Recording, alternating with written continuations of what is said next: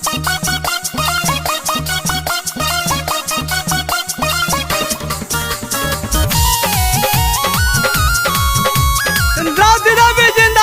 जिंदाबाद जिंदाबाद जिंदाबाद जिंदाबाद जिंदाबाद पंचायत जिंदाबाद जिंदाबाद जिंदाबाद नौल छाप जिंदाबाद जिंदाबाद जिंदाबाद।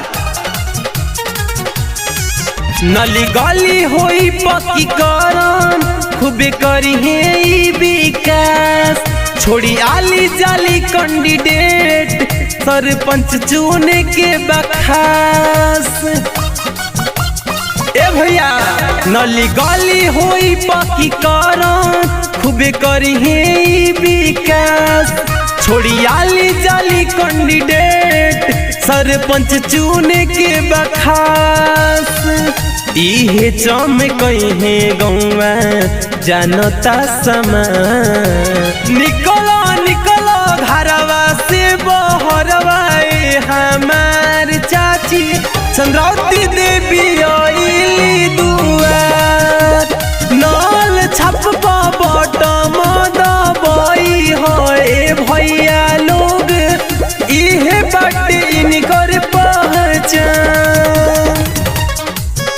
जीतेगी भाई जीतेगी चंद्रावती देवी जीतेगी। हमारा नेता कैसा हो चंद्रावती देवी जैसा हो। चंद्रावती देवी जिंदाबाद जिंदाबाद जिंदाबाद जिंदाबाद जिंदाबाद जिंदाबाद। आपका मोहर कहाँ लगेगा लाल छाप जहाँ रहेगा।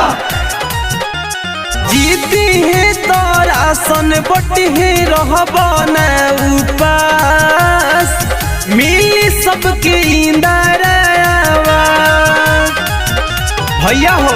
शिक्षा बढ़ी स्वास्थ्य सुधारी हटी बेरोजगारी। कबहू न रहब उदास। सारा रे गरीबवन के बनी है आधार। निकलो निकलो घरवा से बहरिया हमारे भौजी जवाहिर सिंह आइले दुआर। क्रम संख्या 3 बटन दबाई है हमार चाची नल छाप बाटे पहचान।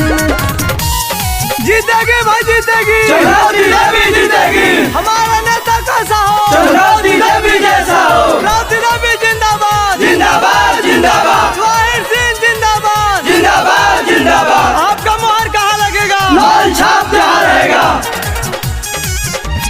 दारू औरी मुर्गा के फेरा में मत पड़ी हो। बेची हो जनिया अपन ईमान।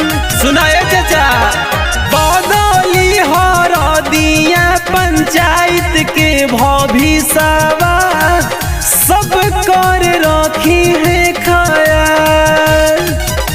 कहेला जेपी मौका दी एक बार। निकलो निकलो घरवा से बहरिया हमार